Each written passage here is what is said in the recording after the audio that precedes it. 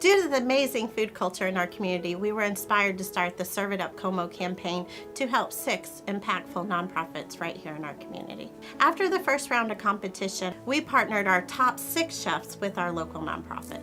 Our goal is to build prospering relationships within our community and to help those nonprofits that keep our community strong.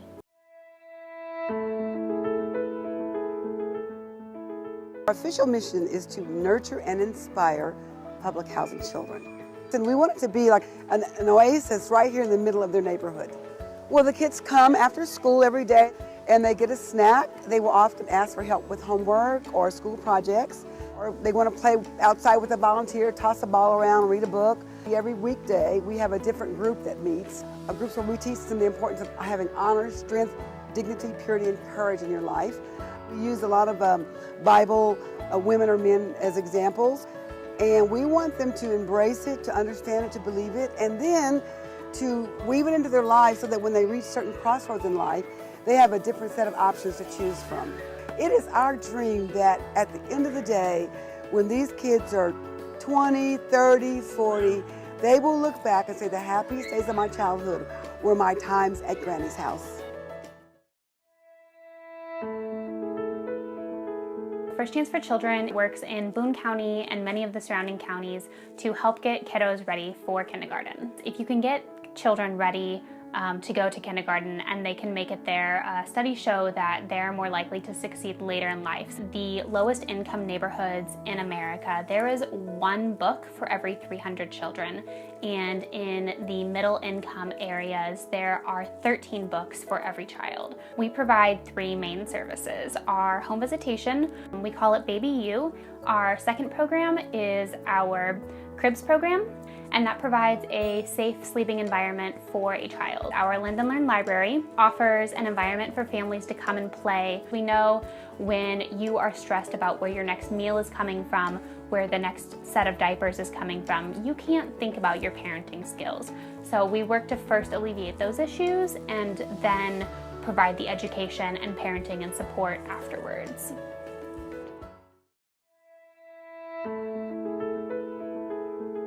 At Encircle, we train primarily young adults with autism for technology jobs. The unemployment rate is really high for individuals on the autism spectrum, and the resources after high school are very limited. Some of the services that we provide are teaching those hard skills in technology, but also teaching soft skills. We know that our students often struggle with communication and social issues that may crop up at school or work, and I truly believe in the potential of these individuals. There are some who have this big need for a bridge to a future life and to have the dignity of a job that can help them become independent. They are people who deserve jobs and deserve acceptance, and that they're worth it. Welcome Home is all about improving the lives of veterans who are in our own community. And we've grown to a service center now that provides emergency and transitional housing, as well as support services, case management, mental health services, and we've also started a Vets Work program. These guys and gals come back with traumatic brain injuries, they come back with toxic stress, post-traumatic stress disorder, from the things that they have experienced in the military, the invisible wounds that live with them. They can take over down the road. When they do take over, and you can't control it, your life spins out of control. And a lot of times you lose everything.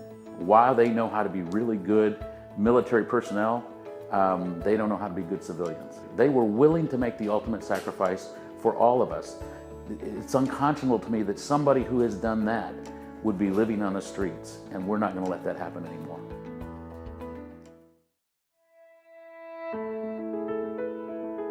We envision a community that is transformed by good food for all and the skills to grow it. We have a 1.3-acre urban farm. All of the produce that we grow at the urban farm does go to local food relief agencies. We are so glad to be able to share that food with our neighbors, and we do that through a program called Planting for the Pantry. We also have a program called Plants here. Plants stands for Placing Learners, Agriculture, and Nature Together Sustainably, because we really want kids to know where their food comes from and to really get excited about growing their food and about taking care of the world around them.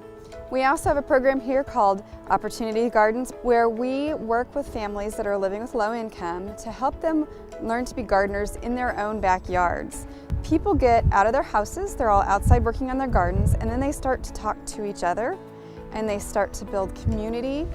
You know, this is about gardening, but it's about so much more than gardening.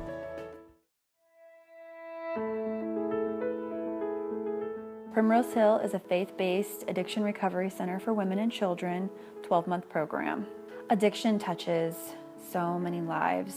60,000 people or so died from opioid-related overdoses last year. How many children were left behind because of this crisis in our nation? The women work through classes in the mornings. They work through our Teen Challenge curriculum to help them work on their deep-rooted addiction issues. In the afternoons, the ladies learn job skills by working our Prim Goods, and they make a line of beauty products, and all of these products come back to benefit the ministry as a whole while teaching them job skills. We have between a 70% to 80% success rate. If we can help restore these women back to health, teach them life skills, teach them how to live beyond their addiction, and help them restore those relationships with their children and teach their children a new way of life, it's all for the greater good. If any of these nonprofits this evening have inspired you, I encourage you to use your time, talent, or resources to help them thrive.